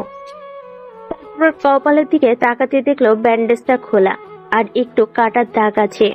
তখন তানিয়া কিছু বলতে যাবে, তার আগে ঈশান ওনার মুখের দিকে তাকালো। বুঝতে পারছে তানিয়া হয়তো এখন প্রচন্ড পরিমাণে রাগারাগি করবে। আর কি বলতে চাই ঈশান সেটা দেখার জন্য চুপ করে আছে। তখন তানিয়া ম্যাম বলতে লাগলো, বাহ, বেশ ভালোই ছুটি কাটাতে শিখে গেছো তাই না? ম্যাম না, মানে আসলে আমি জাস্ট শাট আপ। তোমাকে ছুটিটা কে দিয়েছে, যার জন্য তুমি না বলে এতদিন বাসায় বসেছিলে? তুমি কি এটা নিজের অফিস মনে করো, যার জন্য এভাবে ছুটি কাটিয়ে আসলে? তোমাকে বলছি না অফিসের বাইরে কোনো কাজ করতে হলে অফিস ছুটি নিবে, না হলে তুমি করতে পারবে না। তোমার যদি কিছু করতে হয় আমার থেকে অনুমতি নিতে হবে। নিয়েছিলে আমার থেকে অনুমতি? না ম্যাম, অনুমতি তো নেওয়া হয়নি। তাহলে 5 দিন অফিসে আসুনি কেন? অফিসটা কি তোমার নিজের নাকি আমার? ম্যাম আপনার তাহলে তোমার ব্যবহার দেখে তো মনে হচ্ছে না যে তোমার অফিস, আর নিজের খেয়াল খুশি মতো অফিসে আসছো যাচ্ছ। আসলে ম্যাম শাট আপ, আবারও মুখের ওপর কথা বলো। আমি বলছি না কোনো এক্সকিউজ দিবে না। তোমাদের এই অভ্যাসই হচ্ছে এক্সকিউজ দেওয়া। বলি অফিসটা কি তোর বাবার যে যখন তখন অফিস থেকে বেরিয়ে যাবি?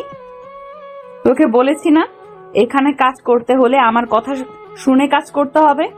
এর আগেও তানিয়া ম্যাম ঠিক এরকমই কথা বলেছিল। এসব কথা শুনতে শুনতে এইসব কথা সব শুনতে পারে না, যা বলার ওকে বলবে। তার জন্য ঈশান কথা শুনতে রাজি আছে। কিন্তু আব্বু আম্মুকে নিয়ে কথা বলে ওর প্রচন্ড পরিমাণে রাগ হয়ে যায়। তাই ঈশান ম্যামের চোখে চোখ রেখে রাগী কণ্ঠে বলতে শুরু করলো। ম্যাম, দোষ করলে আমি করেছি, তার জন্য আপনি যা বলেন আমাকে বলেন, কিন্তু আমার আব্বু আম্মুকে নিয়ে আরেকটা কথা বলবেন না। আপনার কোনো অধিকার নেই এসব কথা বলার। আপনার অফিসে কাজ করি বলে এই না যে আপনি আমার আব্বু আম্মুকে নিয়ে যখন তখন এসব উল্টাপাল্টা কথা বলবেন। You nonsense! তোর এত বড় সাহস, তুই আমাকে উপদেশ দিস? তানিয়া কথাটা বলেই ঈশানকে থাপ্পড় মারার জন্য হাত ওঠাতেই এর মাঝে দরজা থেকে কেউ বলতে লাগলো।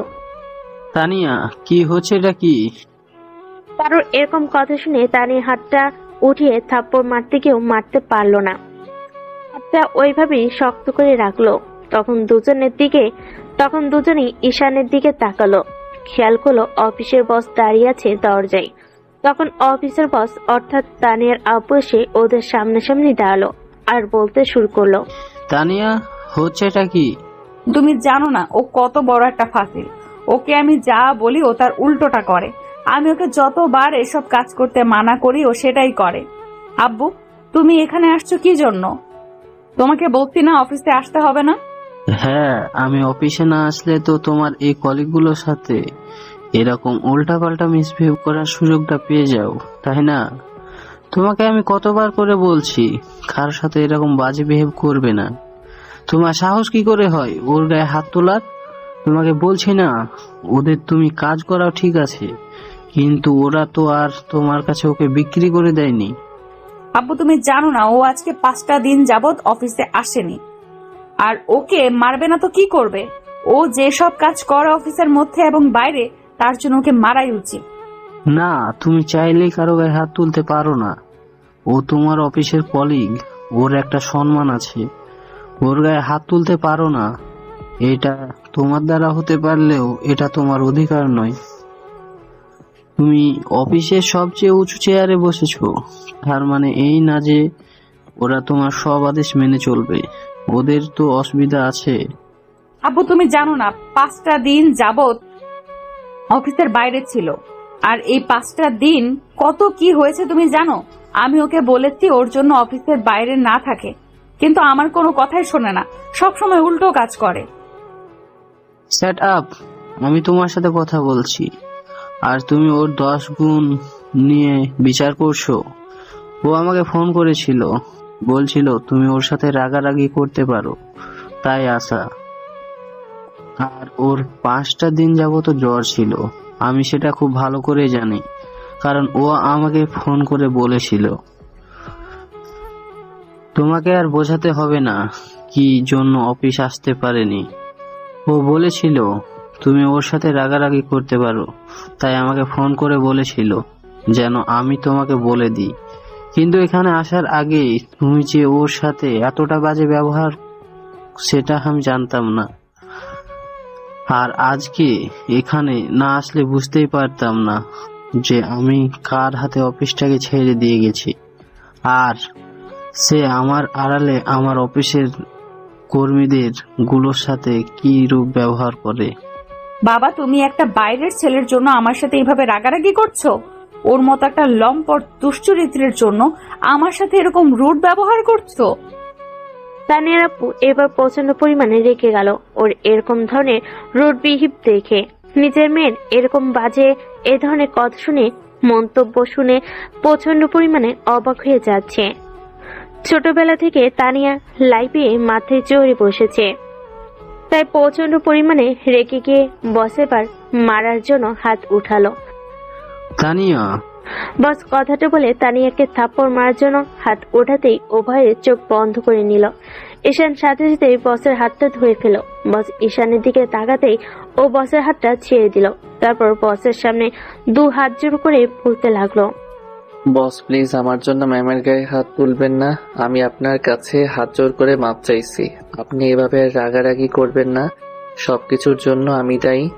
আপনার যত খুশি আমাকে মারেন বকেন, তারপরও ম্যাডামের হাত তুলবেন না। আমি জানতাম না এই সামান্য একটা কারণে আপনি এত বেশি রেগে যাবেন। জানলে আপনাকে কখনো এই বিষয়টা বলতাম না। ঈশান, তুমি কি বলতেছো? তোমার কারণে কিছু হয়নি। আমি আজকে যদি অফিসে না আসতাম তাহলে তো জানতেই পারতাম না আমার মেয়ে অফিসের কলিগগুলোর সাথে কিরূপ আচরণ করে। আমার ভাবতেই অবাক লাগছে, আমি কিনা মেয়েকে এই শিক্ষায় শিক্ষিত করেছি যে কিনা অফিসের কলিগদের সাথে কিরূপ ব্যবহার করতে হয় জানি না বাইরের মানুষগুলোর সাথে কিরূপ আচরণ করে। স্যার প্লিজ এরকম ভাবে বলবেন না। ম্যামকে আপনি যতটা রাগী ভাবছেন উনি ততটাও নয়। উনি হয়তো আমার উপর একটু রেগে গেছেন তাই এভাবে বলছেন। আমি 5 দিন আসিনি তাই এটা ওনার বলাটাই স্বাভাবিক। আপনি প্লিজ আর অশান্তিটা করবেন না, ওনাকে কোনো দোষারোপ করবেন না। ওনার কোনো দোষ নেই। আমি ভেবেছিলাম উনি রাগারাগি করবেন তাই আপনাকে বলেছিলাম, কিন্তু জানতাম না আপনি এখানে আসলে এত কিছু হবে। তাহলে কখনোই আপনাকে বলতাম না। বলবে না? কেন বলবে না? আজকে তুমি এমনটা বলে আমি বুঝতে পারলাম যে আমার মেয়ের অহংকার কতটা, সে মানুষকে কতটা ছোট ভাবে। আমার আদরের দুলালি মেয়ে ভাবে সেই পৃথিবীতে একমাত্র বড় লোক, তার থেকে সম্মানে কেউ বড় হতে পারে না। স্যার কেন আপনি এমনটা বলছেন? আর ম্যাম তো ঠিকই করেছে, ওনার অধিকার আছে আমার গায়ে হাত তোলার। আপনারা আমাদের বস, আর ভুল করলে আপনারা তো আমাদের শাসন করবেন। স্যাম আমার থেকে সম্মানে বড় তাই এরকমটা করেছে। প্লিজ আপনি রাগারাগি করবেন না। তুই এখন আব্বুর সামনে আমাকে খারাপ বানানোর জন্য এসব কথা বলছিস, তাই না? নাটক করিস। তোর এই নাটকের জন্য আব্বু আমার গায়ে হাত তুলতে গিয়েছিল, আর তুই কিনা আবারও সেই নাটকটা করছিস। তোকে তো আমার সামনে ঈশানকে আর একটা বার ছোট করলে আমার থেকে খারাপ আর কেউ হবে না। তানিয়া, এতদিন তুমি শুধু আমার ভালোবাসাটা দেখছো, কিন্তু আজকের পর থেকে আমার রাগী চেহারাটাও দেখবে।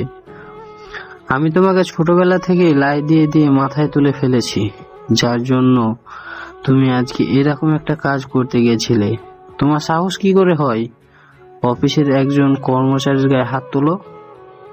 আব্বু, শুধু আজকে ওর গায়ে হাত তুলতে গেছিলাম, কিন্তু এরপরও এরকম ভুল করলে ওকে আমি মেরে ফেলবো। ওর সাহস কি করে হয় আমার মুখে মুখে তর্ক করার? তার উপর আবার তোমাকে অফিসে ডেকে এনে আমাকে তোমার কাছে খারাপ বানানোর চেষ্টা করছে। মাফ করবেন ম্যাম, আমার কোনো ইচ্ছা ছিল না আপনাকে ছোট করার কিংবা আপনার আব্বুর সামনে আপনাকে এভাবে ছোট করার। আমি ভেবেছিলাম আপনি রাগারাগি করবেন, তাই হয়তো বস আপনাকে ফোন করে বললে আপনি রাগারাগিটা কম করতেন, কিন্তু জানতাম না বস এখানে আসলে এমন কিছু হবে। তাহলে কখনোই ওনাকে ফোন করতাম না, মুখ বুঝে সবটা সহ্য করে নিতাম। কুত্তা, তোকে এছাড়া আর কি করার আছে? হ্যাঁ, তুই তো এখন আমার একটা পালিত কুত্তা। তোকে আমি যা বলবো তোর সেটাই করতে হবে। তোর সাহস কি করে হয় তুই আব্বুকে এখানে ডেকে এনে আমাকে ছোট করিস? তানিয়া, তোমার সাহস কি করে হয় তুমি ওকে এসব বাজে ভাষায় গালাগালি করো? তোমার ব্যবহার দেখে আমি দিন দিন অবাক হয়ে যাচ্ছি। তুমি কিনা আমার মেয়ে, আমি তো তোমাকে এমন শিক্ষা দিইনি। একজন মানুষের সাথে মানুষের কিভাবে ব্যবহার করতে হয় সেটা তো আমি তোমাকে শিখিয়েছিলাম, কিন্তু তুমি সেটা ভুলে গেলে কি করে? অবস্থায় বেগতিক, তাই ঈশান আবার বসের সামনে হাত জোর করে বলতে লাগলো, বস প্লিজ আপনি আর এভাবে রাগারাগি করবেন না। ম্যাম ঠিকই করেছেন, যা বলেছে ওনার বলার হক আছে তাই বলেছেন। আর ম্যাম আপনি ভয় পাবেন না। আপনারা যদি না চান আমি অফিসে থাকবো না, আমি এখান থেকে খুব তাড়াতাড়ি চলে যাব। আসলে কি করব বলেন, আমার তো আর যাওয়ার কোনো জায়গা নেই। অনেক কষ্ট যখন আপনার থেকে চাকরিটা পেয়েছিলাম, ভেবেছিলাম এখানে মনোযোগ দিয়ে কাজ করব, কিন্তু জানতাম না আমার জন্য এত সমস্যা হবে। আপনি ম্যামের সাথে রাগারাগি করবেন না, আমি চাই না আপনাদের মাঝে ঝামেলা হোক। প্লিজ আমাকে মাফ করবেন, আমি চাইনি আপনাদের মাঝে এরকম মনোমালিন্যের সৃষ্টি হোক। নাটক করিস তুই আমার সাথে? তোর সাহস কি করে হয় এসব করার? তোকে আমি দেখে নেব। তুই একবার এই অফিস থেকে বের হ, তারপরে তুই কোথায় চাকরি করিস আমিও সেটাও দেখে নেব। তুই কি ভেবেছিস এখান থেকে চলে যাবি আর অন্য কোথাও গিয়ে লটর পটর শুরু করবি, আমি তোর নামে এমন কমপ্লেন করব যেন তুই অন্য কোনো অফিসে চাকরি না করতে পারিস। তানিয়া, আমি তোমার ব্যবহার দেখে অবাক হয়ে যাচ্ছি। তুমি কিনা আমার মেয়ে, আমি তো তোমাকে কখনো এরকম করতে শেখাইনি কারো সাথে। আর তুমি শেষ পর্যন্ত কিনা একটা সামান্য বিষয় নিয়ে এই ছেলেটার সাথে এরকম মিসবিহেভ করছো। তুমি জানো আমাদের অফিসের কত গুরুত্বপূর্ণ একজন, আর তুমি তার সাথে এরকম করছো। ও আছে বলে এতদিন ধরে আমাদের অফিসটা বেঁচে আছে, আর তুমি তাকে বের করে দিতে চাইছো। আব্বু, খাবার দিলে কাকের অভাব হয় না। ওর মতো কাক অনেক আছে, যাকে যেখানে সেখান থেকে ধরে আনা যায়। আর টাকাই এই পৃথিবীতে সব। টাকা দিয়ে সুখটা পর্যন্ত কেনা যায়, আর আমিও সেটা করে দেখাবো। সবাই ভালো থাকুন।